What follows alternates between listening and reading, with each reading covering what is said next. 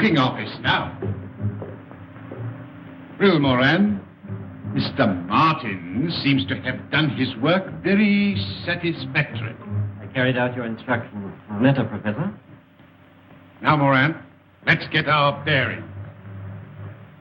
That wall, I take it, faces Peldon Street. Exactly.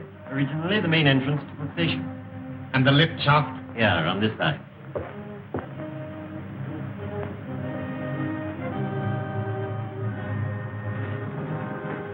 Lift at the bottom. 80 feet below. Quite a drop.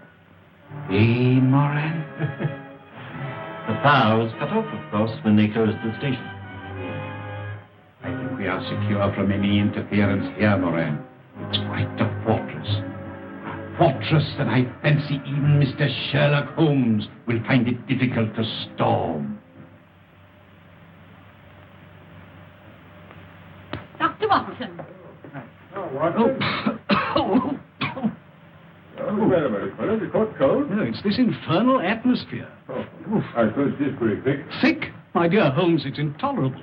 You could cut it with a knife. What if I open the window? You walked here, I perceive. Yes. And on the left-hand side of the street. Yes, that's right. But how in the world did you know? My dear fellow, it's simplicity itself. You've got a little reddish soil adhering to your shoe. They're pulling up the flagstones in front of the Wigmore Street post office, and as the pavement is covered with that reddish soil, it's difficult to avoid treading in it. The post office is on the left-hand side of the street.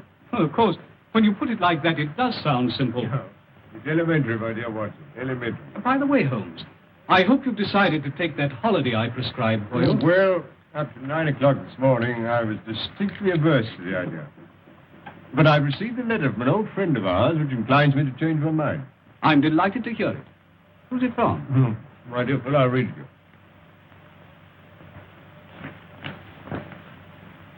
My dear Holmes, I'm sending you and the doctor yet another invitation to visit me here. Believe it or not, it's 20 years since you disposed of the hound of the Baskervilles for me. Bless my soul, can you believe that, Watson? Seems impossible to me. Yes. My daughter Diana is anxious to make your acquaintance. Yes, but she's engaged, Watson. Yes, to young Trevor, a neighbor of theirs. Oh. I know you hate the country just as I hate London. But stretch a point and come down for a week or two with Watson. Yours ever, Henry Baskerville.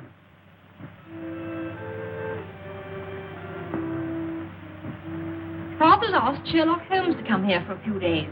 Why? Did Hamley Hound come to life again? Oh, don't be absurd. Hello, you two youngsters. Oh, Dad, you will if there's any chance of Mr. Holmes coming here. Well, as you know, I haven't been able to persuade him in the past.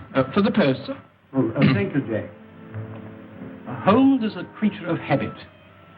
He likes to bury himself in Baker Street and work out his problems with the aid of, I don't know how many ounces of tobacco a day. I must say I'd like to meet him. He sounds a terribly brainy sort of chap. I wonder if he's any good at spotting winners. No. Holmes's hobby is spotting criminals, Jack. I don't think racing's quite in his province. Mr. Lestrade, sir. Ah, good morning, Lestrade. Anything important on hand? Morning, Mr. Holmes. How are you, Doctor? No. You've the air of something unusual having occurred. Well, yes, Mr. Holmes. Well, tell me about it. Have you find a cigar on the table? Thank you. I'm leaving London. Well, God bless my soul. This is a very sad development, Watson. With Professor Moriarty, that Napoleon of crime, still at large. You and your Professor Moriarty, Mr. Holmes. You seem to see his hand behind every other crime in the calendar. The Yard doesn't share your views, I'm afraid. They think it's all moonshine. Well, moonshine's a brighter thing than fog, Lestrade. However, tell me where you're going. Exeter. Exeter? Oh. Promoted chief inspector. Reorganizing the traffic, I presume. No. Barchester races. Half the West Country turn up. And they make Exeter their headquarters. Well, good luck, Lestrade. If your talent for organization is equal to your flair for detection, Barchester races should be something of a sensation. Thank you, sir. Well, in case it's any use to you, the Chief Constable, Colonel Ross, gave me something good for the Barchester Cup. Oh, what is it? His own horse. Silver Blaze. Well, there you are, Watson. Make a note of that. As a matter of fact, the doctor and I are going down to the West Country to stay with Sir Henry Baskerville, so we may possibly see you. I hope so, Mr. Holmes. And if you do feel like having a flutter, Doctor, don't forget Silver Blaze. Watson, put a bit on for me. What?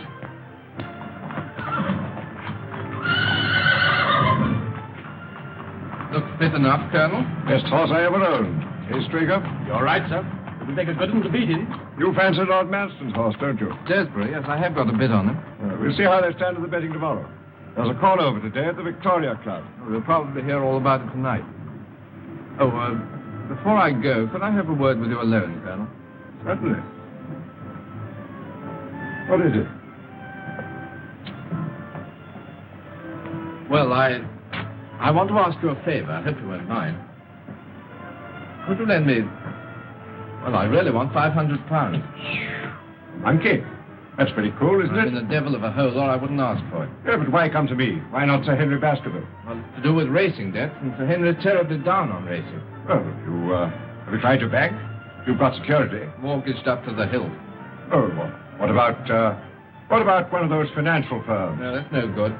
I've been dealing with old Bingham. He won't string another fiver. What, Albert Bingham, the moneylender? No, I'm sorry. There's nothing doing. Oh, well, thanks all the same.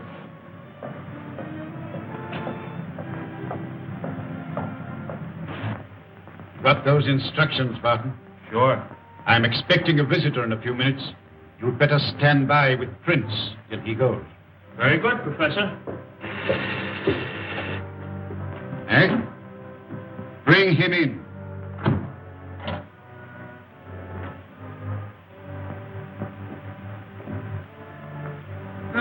Sit down, Mr. Stanford. I understand you wish to consult me. Yes, that's right. What is your business? Look here, Professor. I'm a commission agent in a big way, I'm fully aware who and what you are. Well, in that case, I'll come to the point. I've laid bets amounting to over £150,000 against Silver Blaze for the Barchester Cup, when his price was 100 to 6 against. You follow that? Perfectly.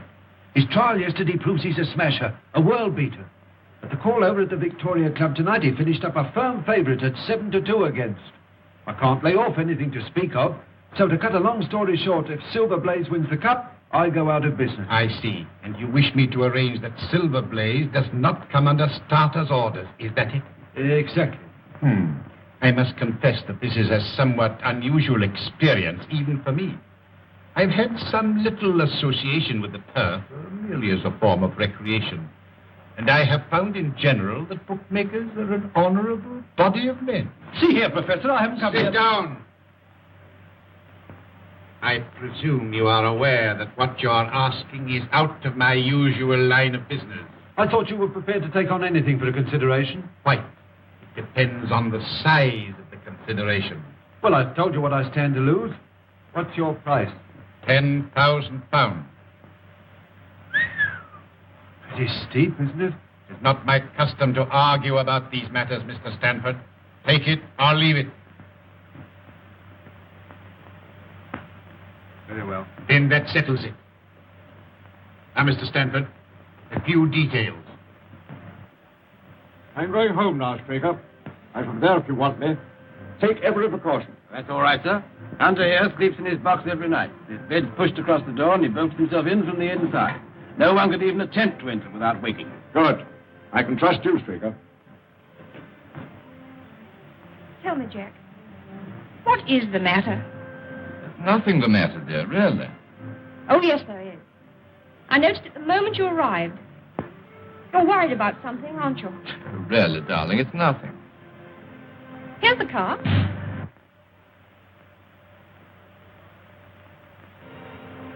Well, here we are, Watson. Come along.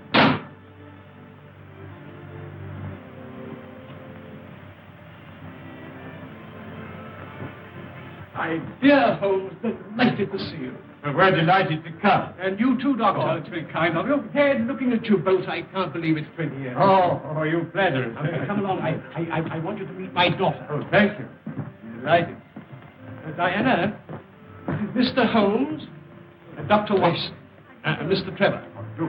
Now, how about a whiskey and soda after your journey? Oh, thank you. I'm sure that's what Dr. Watson would prescribe. Well, if I did, you'd automatically refuse to take it. He grows more obstinate with the years, Baskerville. That's the way with most of us. Make yourselves comfortable. Oh, thank you. Well, now, Baskerville, tell me something about yourself. Oh, no, Holmes. That won't do. You've got to do that. Paul's been promising us all a treat, Mr. Holmes. We shall see you in action. Yes, with Sir Henry as the victim. I mean that we should see Mr. Holmes do his stuff. His stuff? That's a modern expression, Watson, signifying to display one's talents. That's right. I want Mr. Holmes to tell us what Father's been doing for the last 20 years, just by looking at him. You evidently have great faith in my abilities, Miss Baskerville. But I'm afraid there's very little data. I merely observed that since we last met, your father has taken to billiards, that he's recently played 100 up with Mr. Trevor. Absolutely correct, Holmes, but how... Oh, my dear fellow, it's simplicity itself. I observed that both you and Mr. Trevor have traces of blue chalk between the forefinger and thumb of your left hand, which was put there, obviously, to steady the cue. Amazing, Holmes. Oh, it's elementary, my dear Watson, elementary. There. I hope that satisfies you, Diana. Well, I expect you'd like to see your room. I'll show you, Mr. Holmes. You'll stay and dine, Jack? Hey, if you'll take me as I am and don't mind my rushing off immediately afterwards, I've got to ride over the moor to King's Pyland. I'm trying to get Straker to persuade Colonel Ross to buy one of my ponies. Oh, that's all right, my boy. Come along.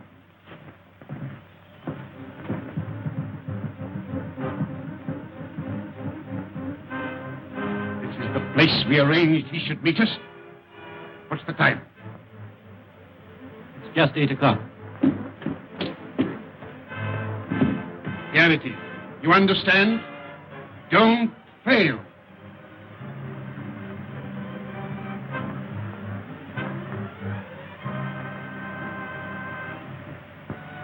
How's that curry coming along, Lizzie? Just about ready, Mrs. Straker. Put some aside for Hunter when you've dished up. And take it across to him in Silver Blaze's box. Very good, Mum.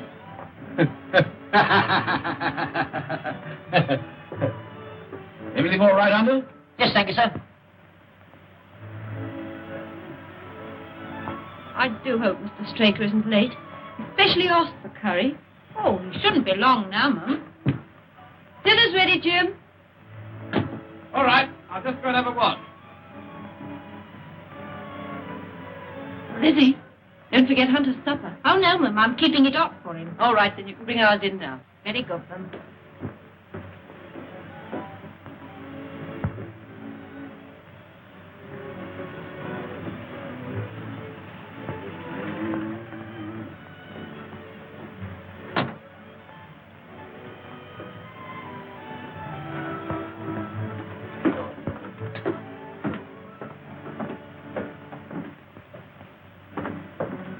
Yeah?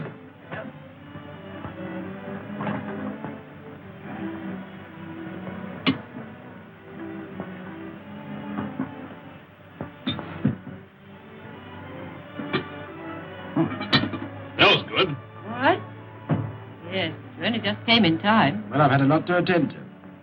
Is the Colonel coming over again before the race? He didn't say so. He seemed quite satisfied when he arranged to dine with me. Who are you sending in the horse box at Silver Blaze? I shall send Hunter, of course. And Vincent will probably follow along with him. What's the betting on Silver Blaze now? 7-2, I think it was, the last call over. Here's your supper, Ted. Thanks. Night, Ted. Bye-bye, Liz.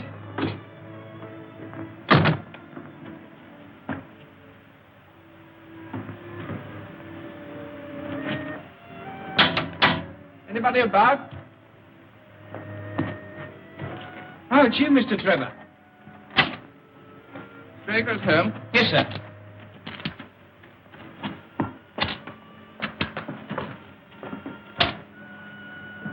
Look out for the mare for me, will you, sir? Very good, sir.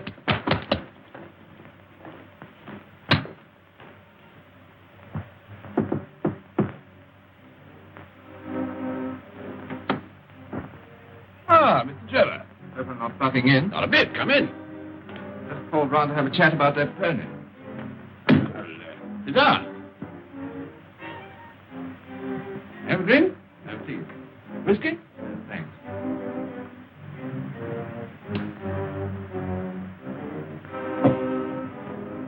Whose horse is that, Simpson? Mr. Trevor's, Ma'am. Haven't you seen him? He wanted the governor. Oh. I suppose he came while I was in the kitchen. Well, that's really all I came about. I want the Colonel to have the first refusal. I might tell him the price I've quoted and let me know what he says. Very good, Mr. Trevor. Oh, well, never mind.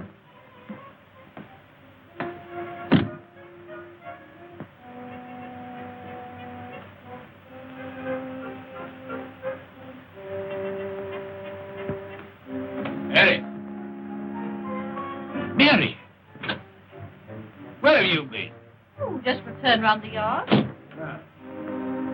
You have a look at Silver Blaze? No, I just went for a breath of air. By the way, Silver Blaze doing another trial tomorrow. Yes. It'll be the last before the race. Oh, well, I'm for an early night. Doesn't seem to be much to stay up for.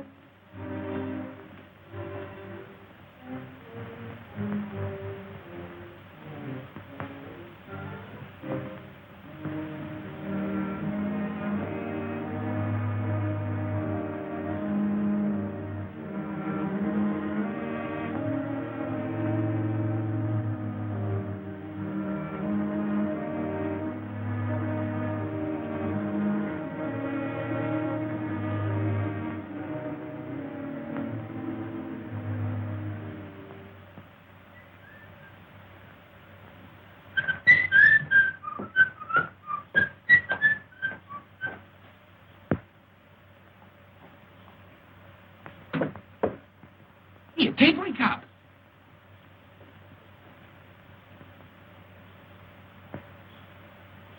What's that?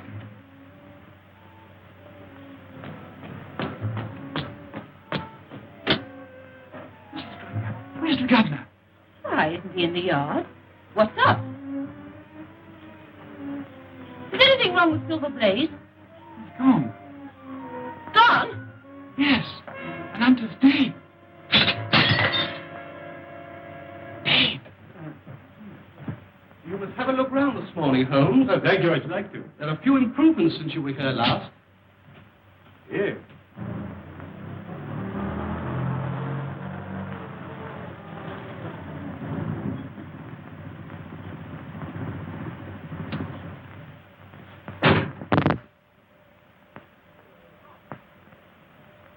Hello, Ross. Who's there with him? Well, unless I'm much mistaken, that's my old friend Lestrade. Recently a member of the London police force. Now transferred to Exeter. Hello, Ross. Morning, Baskerville. This is an early visit. Well, Lestrade, I didn't expect to see you so soon. You are Mr. Sherlock Holmes, I presume. Yes, and this is Dr. Watson. How do you do? So I could find Mr. Trevor here. Why, yes, here is Mr. Trevor. Ah, I want a word with you, Mr. Trevor. Say, Ross, what's happened? There's the devil to pay, Baskerville. Last night, Silver Blaze was stolen. Hunter, my head lad, poisoned, and Straker has vanished. What's it got to do with Jack? That's what I'm here to find out. Well, perhaps we'd better go indoors. Come along, Ross. Now, Mr. Trevor, I'm in charge of this case, and I want to ask you a few questions. At the same time, I must warn you that anything you say may be used in evidence. You were at King's Island last night. I rode over from here after dinner, yes. Why were you over at King's Island, Mr. Trevor? See Straker about the sale of a polo pony. At all? Yes. Why? You didn't make that an excuse to try and get information from the stable boys about Silver Blaze, for instance. What the devil do you mean? Not interested in Silver Blaze, perhaps. I'm interested in the race, certainly. So are thousands of other people. Now, Mr. Trevor... just one moment, Lestrade, if you would allow me. Mr. Trevor, you say you discussed the sale of a polo pony with Mr. Straker. Was anyone else present? No. But not even Mrs. Straker? No. Quite. Now, Mr. Trevor, you said just now that you weren't particularly interested in Silver Blaze. You happen by any chance to have your betting book on you? I think so. Why? Do you mind if I see it? It's my duty to tell you that I can't demand to see it, not now, that is, but... Yes, it is.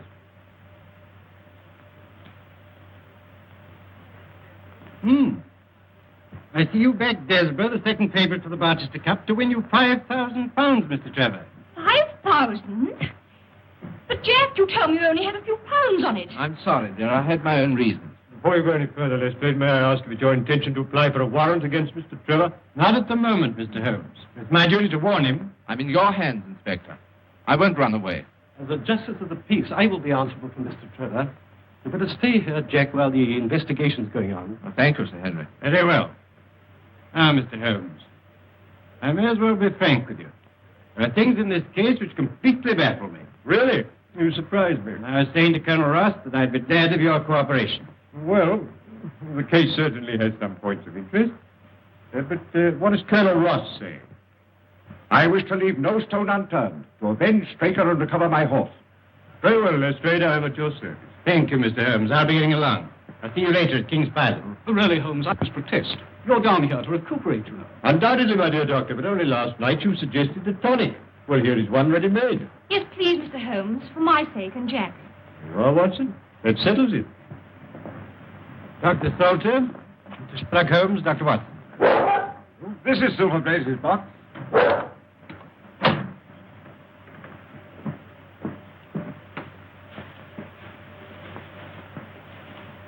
So what, in your opinion, was the cause of death, Doctor? An overdose of powdered opium. In that case, he would have died in his sleep. That is so.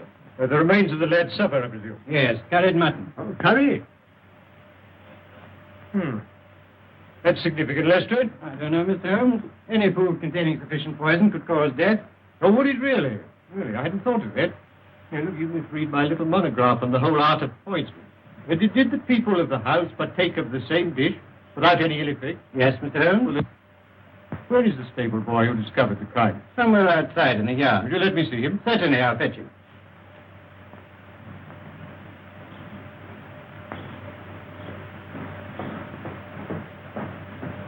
Your name, Simpson? Yes, sir. The opium has a distinct taste, does it not, Doctor? Yes, not unpleasant, but quite distinct. Oh, quite. I thought so.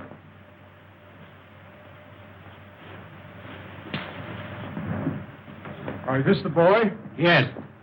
Now, my lad, you say that Mr. Trevor dismounted at the gates and asked you to water his horse. Yes, sir. And then? He went towards the cottage, sir. And in doing so, he would, of course, have to pass Silver Blaze's box. Yes, sir. He went along that side. But you didn't actually see him pass the box. No, sir. I had my back to him. Yes. Thank you, that'll do. You can go back to your quarters. Very good, sir. Would you like to question Mrs. Straker, Mr. Holmes? Not at the moment.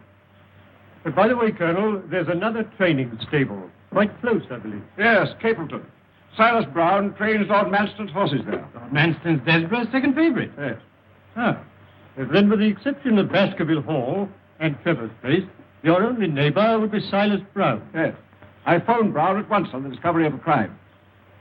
He knows nothing. Oh, Oh, there's nothing to connect Mr. Trevor with the Capleton stable. nothing. By the way, Colonel, have you an old shoe of Silver Blaze? Yes, here.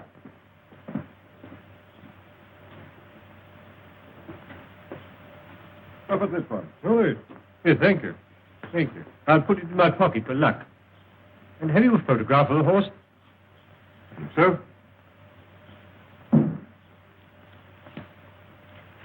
Is this too? Perfectly. Thank you. Do you mind? Not at all. Now, Watson, let us transfer our activities to the moor.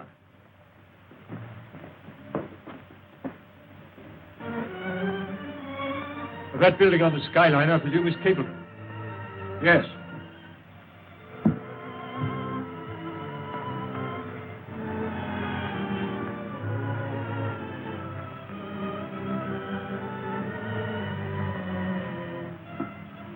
There's an imprint of a hoof here. Slight, but quite distinct.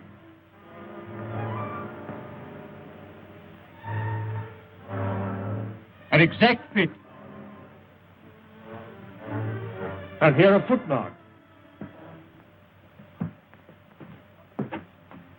What's that? Watson. It's Straker. Obviously, he followed the thief, caught him up here. There was a struggle. He paid with his life. And here's the torch he used to take the horse.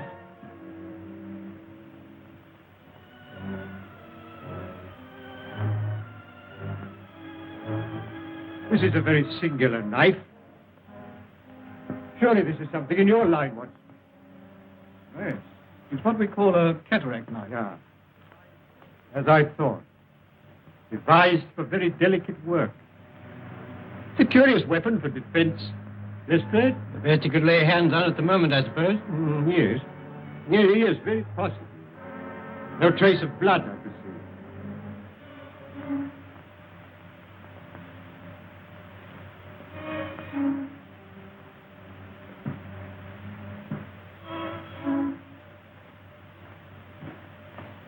Why, that's Straker's coat. This is curious, Lestrade. What, Mr. Holmes? Looks as though the murderer let him take his coat off before the struggle. Couldn't he have taken it off afterwards? Well, that's one explanation. Though it's difficult to see with what motive. However, take it, Lestrade, and make a careful inventory of everything you find in the pocket. Very good, Mr. Holmes. And now I suggest that you and the Colonel return to King's Pyland and arrange for the removal there of the body. And then perhaps you'd be good enough to meet us with a car by that bridge in, say, an hour's time. Dr. Watson and I are going to take a little walk over the moor. Very good, Mr. Holmes. In an hour's time. Now, Watson, let us leave the question of who killed Straker for the moment and confine ourselves to finding out what has become of the horse. Well, how are you going to set about it? Well, a horse will always herd with its kind. Silverblaze, if left to himself, would either have returned to King's Pyland or gone to Capleton. If my assumption is correct, that is our direction. Hoof prints again. Let's carry on a little further. Look, Watson. Look here. There's a man's footprints beside the horses. A man wearing square-toed boots. The horse was alone before. Precisely. It was alone before.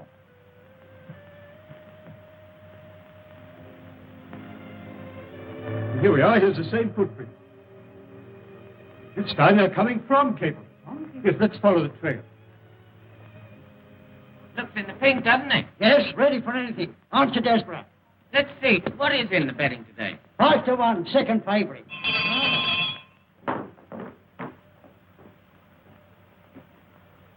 Dirty day, Watson.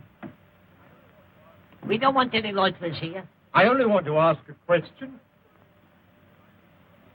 Am I too early to see Mr. Silas Brown? Well, I don't know, sir. He was up rather late last What night. is Dawson? No gossiping. Get on with your job. Very good, sir. And what the devil do you want here? 5 minutes talk with you, my good sir. I've no time for talking. And we don't want no strangers here. This is a matter of vital importance. It's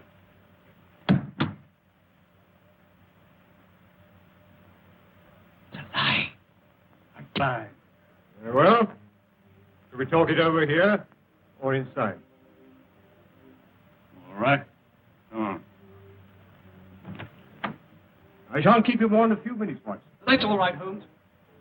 Now, Mr. Brown, I'm at your service.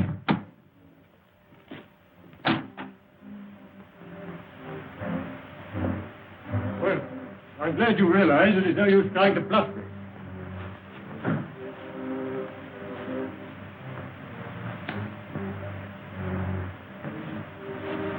Yes, that's quite a clever bit of faking, Brown.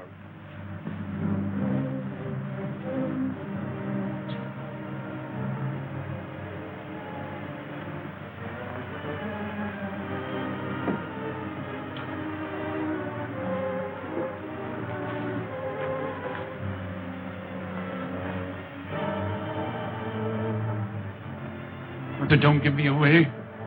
I'll return the horse. Very well, but providing you do as I tell you.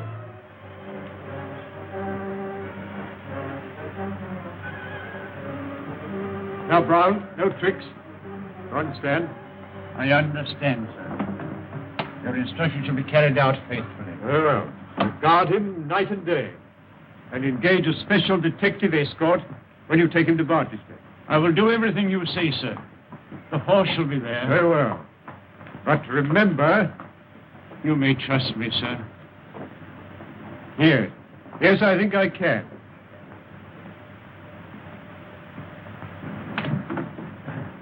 I'm sorry to keep you, Watson. Oh, that's all right. Well, a more perfect compound of the bully and coward than Silas Brown I've seldom met with. The horse is there, then? Yes. Well, he tried to bluff it out. But I described to him so exactly what his actions had been last night that he's convinced I was watching him. Well, what actually happened, Holmes? I'll tell you. Now I must go and collect Mr. Holmes and Dr. Watson. I must say I haven't much hope of their having found the horse. I'll be here when you come back.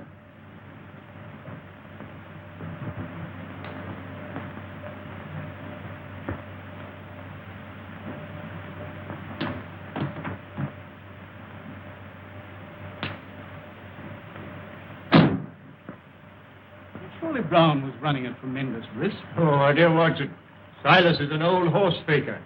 He left nothing to chance. You actually saw the horse? Yes. Well, I must say this for Silas. He certainly made a good job of it. Well, aren't you afraid to leave it with him? My dear fellow, he'll guard it as the apple of his eye. He knows that his only hope of mercy is to produce it safe. Horse stealing is a serious crime. And Colonel Ross doesn't impress me as a man who'd be likely to show much mercy in any case. Well, the matter doesn't rest with Colonel Ross. I follow my own methods and tell as much or as little as I choose. I don't know whether you've observed it, Watson, but the Colonel's manner to me has been somewhat rude. I'm inclined to keep him in suspense. Say nothing about the horse. Of course not, Holmes, without your permission. Good old Watson. Ah, here's Lestrade with the car.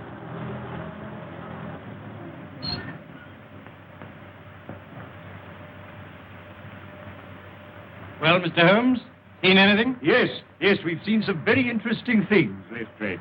Boots. Boots? Yes, square-toed boots. Where now, Mr. Holmes? Baker's Cottage, please. I hope Mr. Holmes won't be long.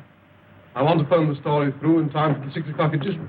Mr. Holmes, I represent the Western Mail.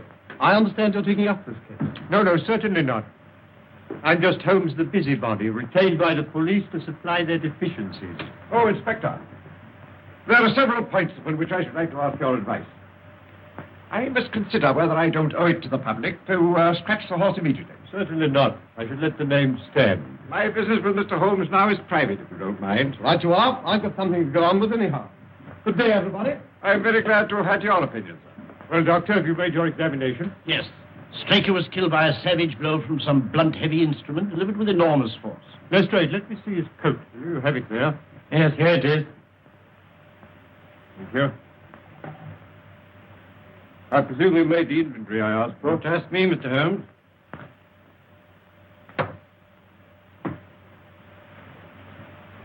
Letter in envelope.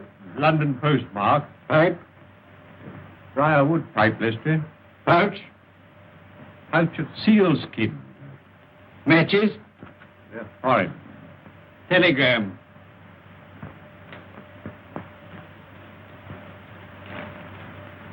Handed in at Coombe Tracy. Let's see what the letter says first. Bingham & Co. Financier. 92A Bond Street, London, W1. J. Straker, Esquire, King's Pyland Stables, Devon. Dear Sir, please receive this as official notification that your commitments to us, secured by 6 promissory notes, were today purchased by Mr. Leslie Martin of 15 Lamb Street West, to whom you are now accountable. Yours faithfully, Bingham & Co. Our friend Straker seems to have been somewhat financially embarrassed. For the telegram. For Cup Final, send instructions. We'll meet you as we agreed. Martin. I think Mrs. Straker might be able to help us here. She's in her room. I'll fetch her. Thank you, Doctor. I don't think she'll be much assistance, Mr. Holmes.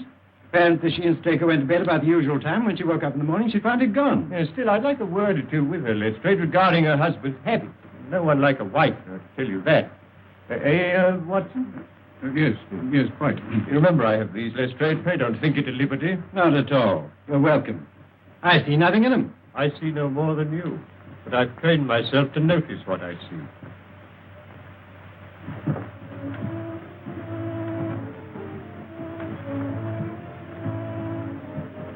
Oh, Mr. Lestrade, have you discovered anything? No, Mrs. Straker. But Mr. Holmes has come over to help us. We shall do all that's possible. I won't detain you a moment, Mrs. Straker. I realize what you're going through. I just want to ask you this. Are you by any chance a light sleeper? Yes, Mr. Holmes. As it happens, I am. I noticed a dog in the yard. Does he sleep out there at night? Yes, always. He's a very good watchdog. You didn't by any chance hear him barking during the night? No, I didn't. No.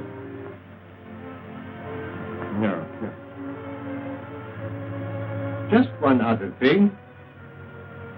Was your husband interested in football? Oh, no. Racing was the only thing that interested him. And there's just one further question, Mrs. Straker. You had curry for supper last night. Did you mention that to anyone outside the house? Why, no. No, thank you, Mrs. Straker. I don't think I need intrude upon your time and patience any longer. Thank you, Mr. Holmes. Colonel, you have a few sheep in the paddock. Have you had anything wrong with them of late? No, I don't think so. Oh, now you mention it. I believe that one of my stable lads did report that 3 of the sheep had gone lame. Ah. Why do you ask? Well, just a long shot, Colonel. A very long shot. Lestrade, let me recommend to your attention this singular epidemic among the sheep. You consider it important, Mr. Holmes? Oh, yes, exceedingly so. Is there any other point to which you want to draw my attention? Well, to the curious incident of the dog in the nighttime. Dog was perfectly quiet in the night. Curious incident. Oh. Well, I'm going to Baskerville Hall. Will you be following? Yes, very possibly, Lestrade.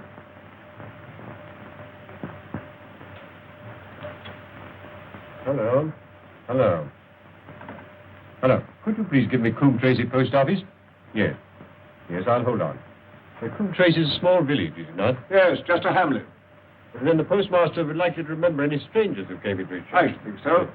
Hello, is that the postmaster, Coombe Tracy? Look, I'm speaking for Mr. Straker of King's Pyland.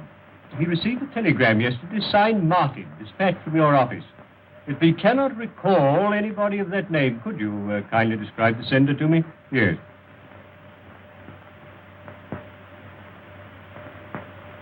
Oh, there were 2 of them. Oh. I see. Thank you. I'm very much obliged to you. You think the telegram's important? Very much so, Watson. Well, au revoir, Colonel. We've had a charming little breath of your beautiful Dartmoor air. Then you despair of arresting the murderer of James Straker. Well, there are certainly grave difficulties in the way, but I've every hope that your horse will start, and I beg you'll have your jockey in readiness. And you've nothing definite to tell me? When we meet at the races, Colonel.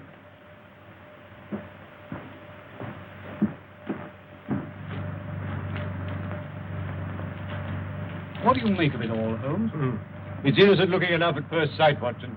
But the fact that Straker was not interested in football persuaded me that this is not to be taken at its face value. You observed, of course, that the name of Martin appeared in both the letter and the telegram. Yes, it struck me as curious. It is highly significant, Watson. This telegram is peculiarly interesting. You mean it's in code? Yes, and a very elementary one. By simply crossing out each alternate word, the message assumes an entirely different meaning. Instead of a request, it becomes a peremptory order. For final instructions, meet as agreed. Martin. What did the postmaster at Coombe Tracy tell you? He described the senders, 2 strangers, unquestionably Moriarty and Moran. Watson, the professor, is behind all this. You mean he's responsible for the deaths of Hunter and Straker? Of Hunter, yes. Of Straker, no. In fact, I fancy that Straker's death was the most unfortunate thing that could possibly happen from Moriarty's point of view. All through the season, my luck was dead out. I found myself in trouble to the tune of £4,000. I went to Bingham and raised what I could. And as a last plunge, I backed Desborough to win me 5,000. Make or break. Well, why didn't you come to me, my boy? Well, you're not a betting man, Sir Henry, and I was afraid you wouldn't understand. That's why I kept it dark, even from Diana. And now that loathsome inspector. Oh, come now, it's no use calling him names. In view of these bets, he'd every reason to be suspicious. I don't care. He's a thoroughly nasty person. I disliked him from the first moment I met him. Inspector Lestrade. Any news, Inspector? Yes, very grave news, Sir Henry. We found Straker's body. Body? Do you mean he's... Murdered. On the moor about a mile from King's Pyland. Sherlock Holmes takes up the case. Sherlock Holmes, Moran. Once again, that man is crossing my path. There's not room in the world for both of us. Not for Robert Moriarty and Sherlock Holmes. What's this news mean, Professor? What's gone wrong? What does this man Holmes know? I tell you, if Silver Blaze goes to the post and he's fit... There is a big difference, Mr. Stanford, between a horse going to the post and winning the race. You had my assurance. I am not in the habit of failing my clients. Moran, tell Barton to take Mr. Stanford home, then come straight back. Yes, sir.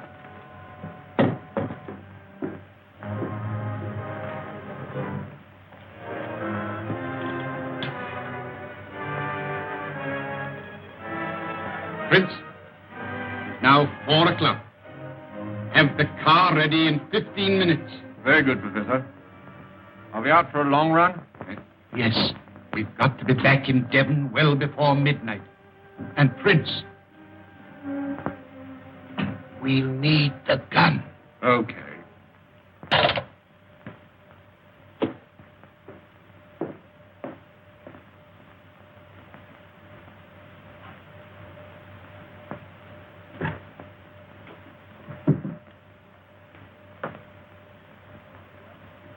What have you got there, Prince? Oh, you haven't seen this little gadget before, have you? No. You hadn't joined us when it was last used. Let's have a look. It's a magazine air gun, absolutely silent and immensely powerful. Made specially for the professor by a well-known foreign gunsmith. Seems you're going to use it again. Oh, there you are, Barton. I want you to take Mr. Stanford home. Yes, we're in deeper waters than you think, Lestrade, but we must take the case one step at a time. Now, I've progressed so far, I'm glad to say, as completely to exonerate Mr. Trevor. You've got to convince me, Mr. Holmes. I've every hope of doing so. Now, you will agree that Hunter was murdered in order that the horse could be stolen. Exactly, we all know that. When I examined the remains of Hunter's supper, I remarked on the fact that it consisted of curry. Yes, but I still don't see. Well, perhaps I can help you, you see. And one or two other things as well. That was the first link in my chain of reasoning. Hunter was poisoned with powdered opium, and powdered opium is by no means tasteless. Well, then, Mr. Holmes, why didn't the boy notice? By no means tasteless when mixed with any ordinary dish. Curry was exactly the medium which would disguise that taste. So, you remember that I asked Mrs. Straker if she told anyone they were having curry for supper that night, and she replied, no. Yes, I remember you putting that question. Well, it's surely too monstrous a coincidence to suppose that Trevor happened to come along with powdered opium on the very night when a dish was served which would disguise its flavor. That is unthinkable, Lestrade. That certainly is a strong point. And there's a further point, even more significant, Lestrade. The silence of the dog. Though someone had been in the stable and fetched out the horse, the dog had not barked enough to arouse Mrs. Straker, who was a light sleeper. Obviously, the visitor was some member of the household. But then what do you make of it, Holmes? One thing for certain. Trevor becomes eliminated from the case. Well, I confess, Mr. Holmes, in view of what you say, I don't know what move to make. Make no move at the moment, except to assure Mr. Trevor that all suspicions of him were unfounded. We're old friends, Lestrade. I should hate to see you make such an ass of yourself as wrongfully to arrest the future son-in-law of Sir Henry Baskerville. I appreciate that. I'll speak to Mr. Trevor. Who's that taking my name in vain? Mr. Trevor. I just had a little chat with Mr. Holmes. I'm glad to say that he sees eye to eye with me. You quite understand that at the commencement of this case, it was my duty to follow up any clue, however slight. I don't mind telling you now that I never seriously suspected you. Well, he can't say fairer than that, can he? Well, I'm very glad you feel that way about it, Inspector. But I still don't see how it helps us. Who did put the opium into the curry? Who did steal the horse and kill Hunter and Straker? My dear Lestrade, it's a capital mistake to theorize before you have all the evidence. It biases the judgment. Then you're not going to tell us anything, Mr. Holmes? Well, not at the moment, Miss Baskerville. There's one other link in the chain to be tested, and to do that, I'm afraid we must return to London tonight. Tonight? Yes, Dr. Watson and I are sorry to have to run away like this. Well, there's nothing before the midnight train from Exeter. Dinner will be ready in a few moments. You'll have heaps of time to dine here in comfort before you go. Well, thank you. I shall be delighted. I hope you'll stay and dine too, Inspector. Oh, thank you, sir.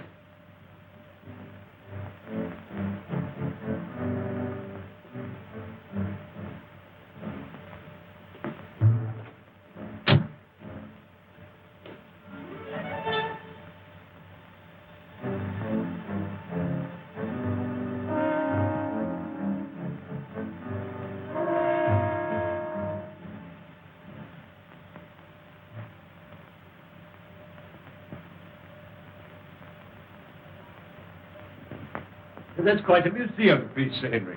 Well, we've had it a long time. Well, it's nearly 11, Holmes, and if we're to catch that midnight train from Exeter, I'll order the car. Don't bother, Sir Henry. I'll take Mr. Holmes and the doctor in mine. Well, thank you, Lestrade. It's a pity you've got to leave us, Holmes, and I'm sorry you can't tell us any more. You're leaving 3 very puzzled people. Well, I hope to solve the puzzle for you all on Cut Day, in Colonel Ross's box.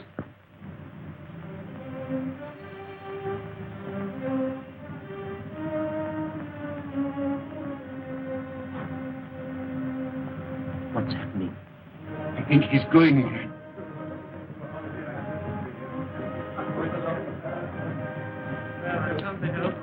Au revoir, Holmes. Safe journey. Thank you so much. Goodbye.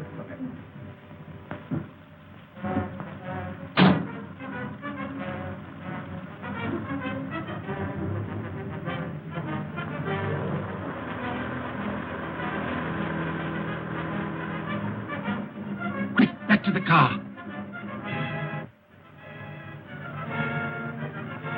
Follow that car. When you get clear of the house, overtake her.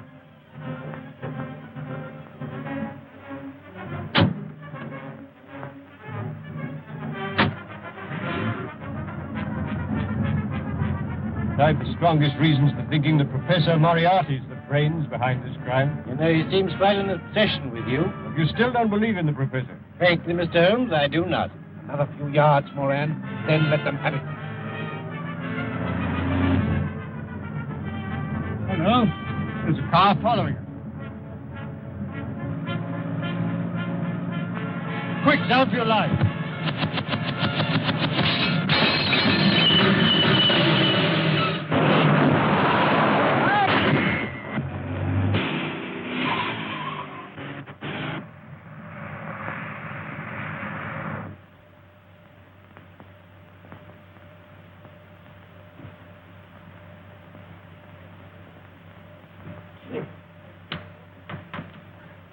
Were you hurt, Watson? Oh, only a few bruises, but where's the driver? Here I am, sir. I'm all right. Sure. No bones broken? My word, this is a lucky escape. No, where's Lestrade?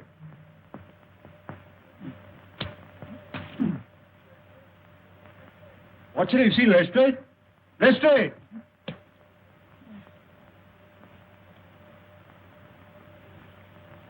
Ah, there you are, Lestrade. Well, do you believe in Professor Moriarty now?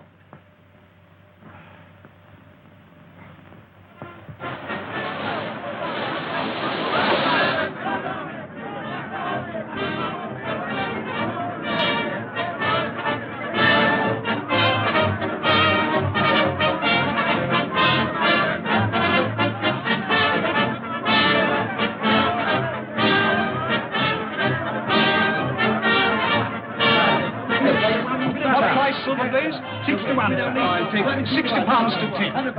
Silver Blaze, £60 to 10. Number 569. Silver Blaze, 5 to 1.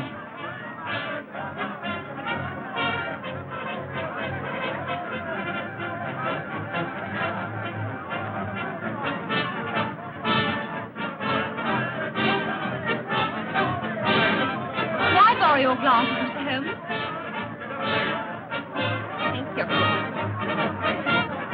You doing anything for the trees out here?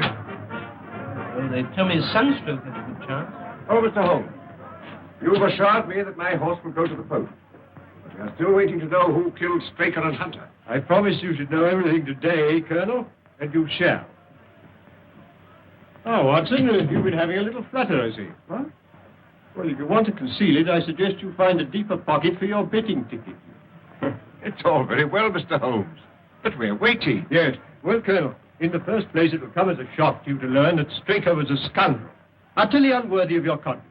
Are you serious, Mr. Holmes? Yes, acting under the orders of a master criminal who bought up his debts and so had it in his power to ruin him. He poisoned Hunter and then took Silver Blaze out on the moor in the dead of night. I can hardly believe it. Straker?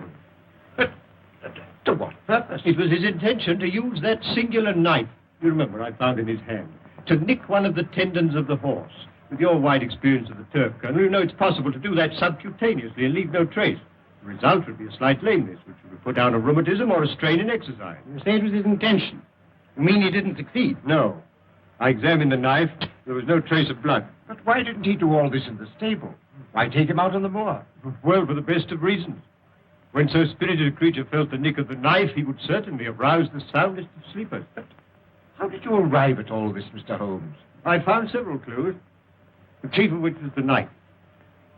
You remember my asking you if you'd found anything wrong with your sheep? Yes, I remember. When you told me that some of them had suffered from lameness, that confirmed my theory. That Straker, before tackling the delicate operation on the horse, had been practicing on the sheep. Good heavens. But who interrupted the plot?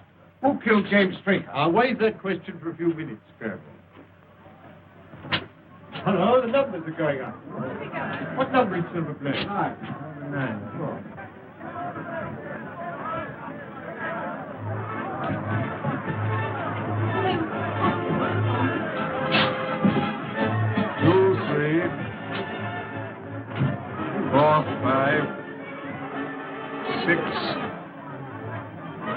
Curtain number 6. By my jockey's riding another horse.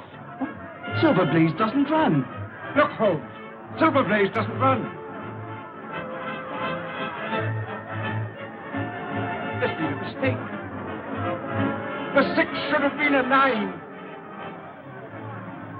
Mr. Holmes, I'd relied on you implicitly. Yes, and you may still do so, Colonel.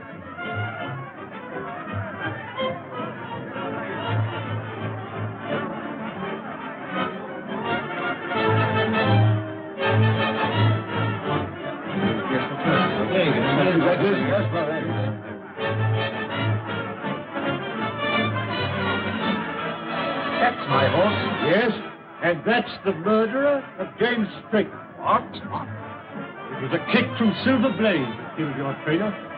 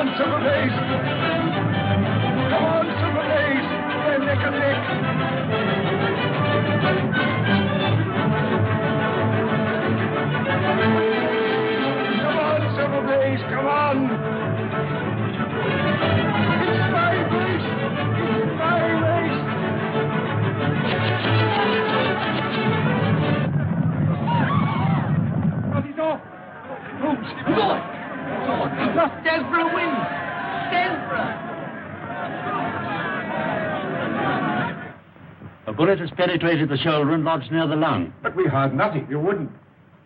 It was fired from an air gun. Noiseless and of tremendous power. How could it possibly be concealed in the crowd? In the interior of a specially designed kinematograph camera. Good heavens. But how on earth did you know? Well, I observed through the glasses a group of cameramen lined up near the winning post. I fancied I knew one of them. Mr. Holmes, what does this all mean? It means, Colonel, that you've been cheated of your race by the most cunning and dangerous criminal in London. Is there nothing to be done? Lestrade, who's the most likely man to give me some information on the betting for the cup? Difficult to say.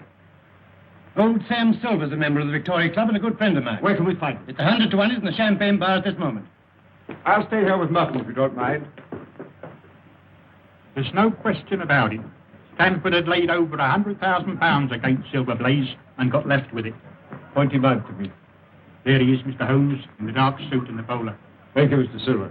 Watson, I want you to take particular note of that man. Not a word, Sam. Trust me. Excuse me, Mr. Holmes. You can rely on me to look after this. Yes, but I think you need a little unofficial help. Just to supplement your usual happy mixture of cunning and audacity. Is there anything I can do? Yes, my dear Watson. A job that involves tenacity of purpose, of which, my dear fellow, you've given me so many proofs. Look, I want you to remain here and never lose sight of Stanford. Lestrade and I will drive straight back to Baskervilles. Lestrade, will you give instructions for your car to be at Dr. Watson's disposal? Certainly, Mr. Holmes. And you might tell your chauffeur to get into Mutton. As soon as Stanford leaves, follow him. When he arrives at his destination, send the car back to Baker Street. Then go to the nearest phone box and tell me where you are and wait for me. Is that clear? Perfect.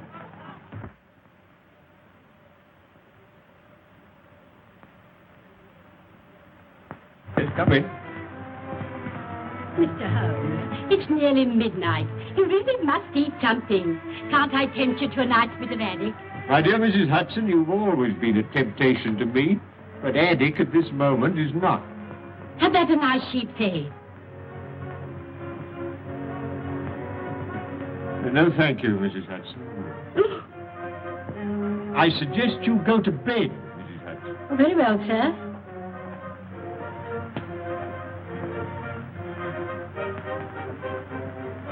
Still your move, Lestrade.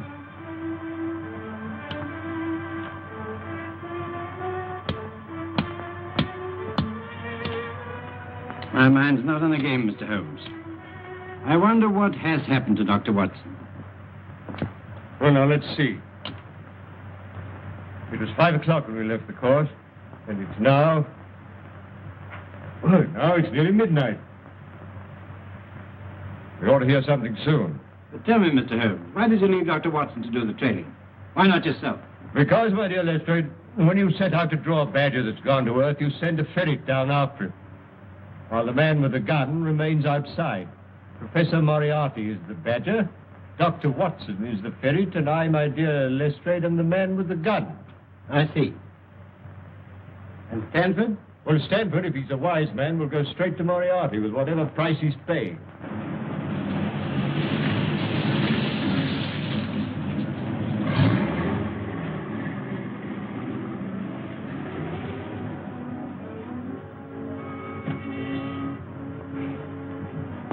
When you finish with the Professor, you'll be taken back to where we picked you up. You got the necessary on you, I suppose? Yes, of course. Okay.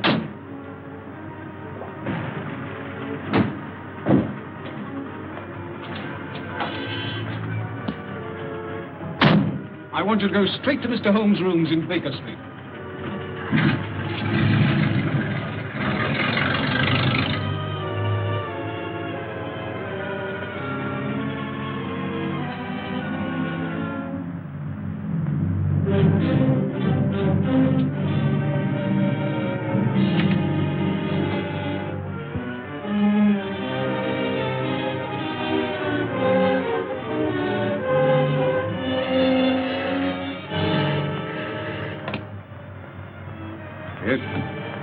Is that you, Holmes?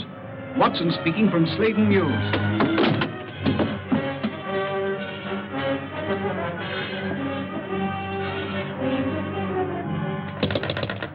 Watson! Quick, Lestrade, there's something wrong. They've got Watson. Inspector Lestrade chauffeur, sir. Good. Drive us the way you dropped Dr. Watson. Right.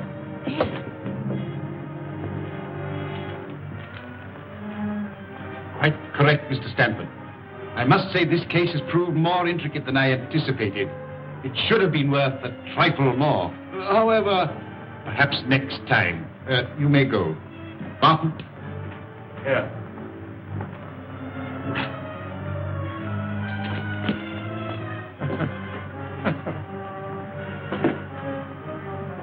Next to Mr. Holmes himself, I don't know anyone who'd be more welcome.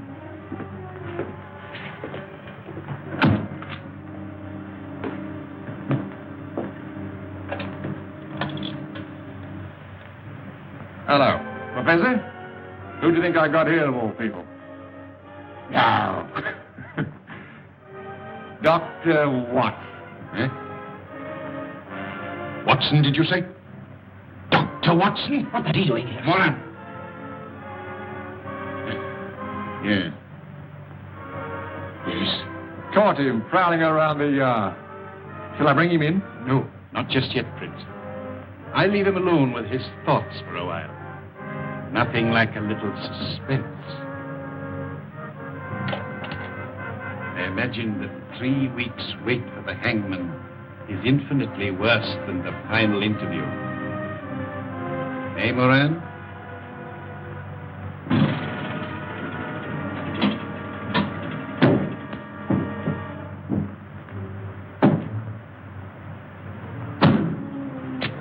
You wait here. Come, Lestrade. This is the news.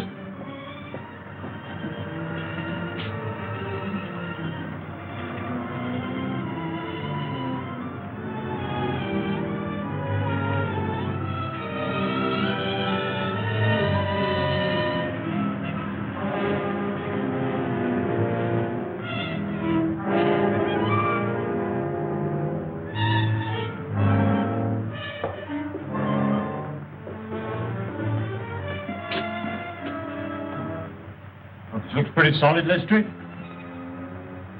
What building is it? This must be the back of the old Felden Street Tube Station.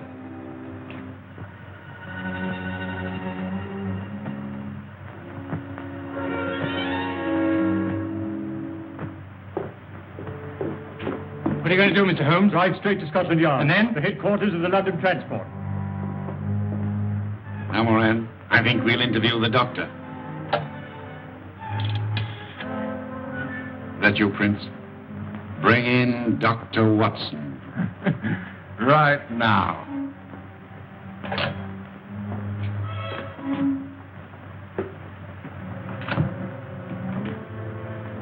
Now then, Doctor.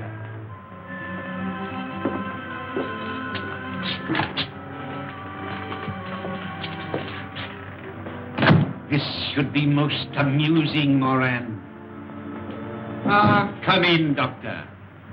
I have had the pleasure of several interviews with Mr. Holmes, but never before with his talented friend and colleague. Won't you sit down?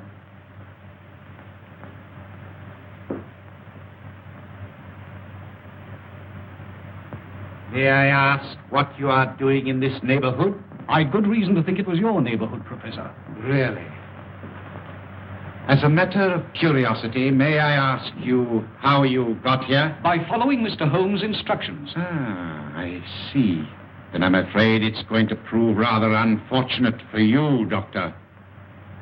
I have not taken the somewhat elaborate precautions to conceal my whereabouts in order to have you report on the subject to Mr. Holmes. You mean I'm going to have some difficulty in leaving? Oh, no, my dear Doctor. Oh, dear, no. There will be no difficulty about that. But you will leave by the way I shall indicate. I will explain to you, Doctor.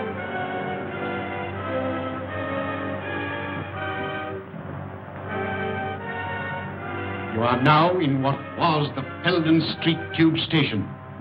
Behind that panel is the lift shaft. It's a sheer drop of 80 feet.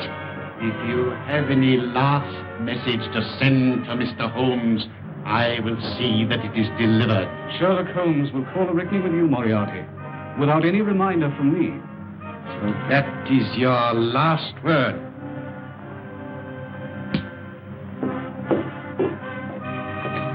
Very good.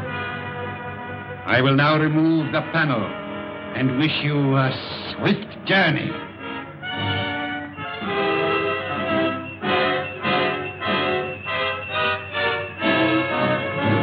Don't move, any of you.